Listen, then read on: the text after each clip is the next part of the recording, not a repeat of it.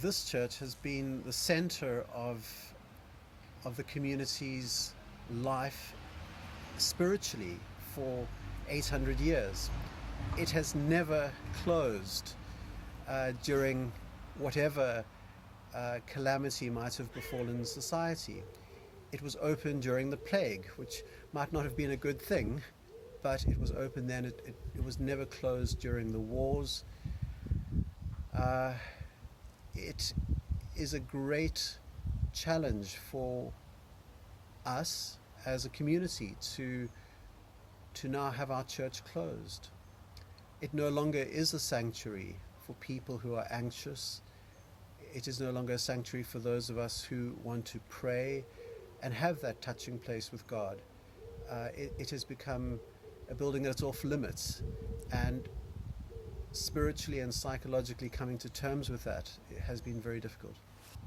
Having come from South Africa, where there is great inequality in terms of wealth, great inequality in society, and so much prejudice still, we need, as a church particularly, but as a community, to be particularly mindful of those who are going to be so devastatingly impacted by the COVID crisis, particularly those who are poor.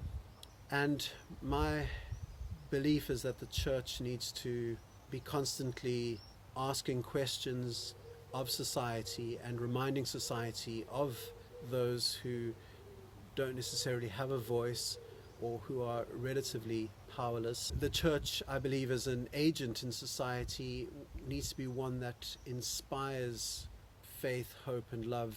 We would hope to do what we could to support those who need some kind of economic help, those whose grief has been compounded by the way in which they were forced to say goodbye to a loved one, or the kind of funeral they were forced to have for a loved one. We would hope to be people that could help restructure and rebuild what has been broken in new and better ways, hopefully with a greater sense of responsibility towards creation and towards community. We've seen how valuable community is, and I hope that we can take this new awareness and some of the new and good behaviors that we've learned and take those forward. Yeah. This is an area of outstanding natural beauty, and the crisis has, I think, made us very aware of that and value it and see it as being incredibly precious. And our in nature around here has done so much for our mental health. It's raised the spirits. It's allowed us to experience beauty at a time when things look very bleak and stark. Of course, nature is a wonderful way of experiencing the beauty of God's creation.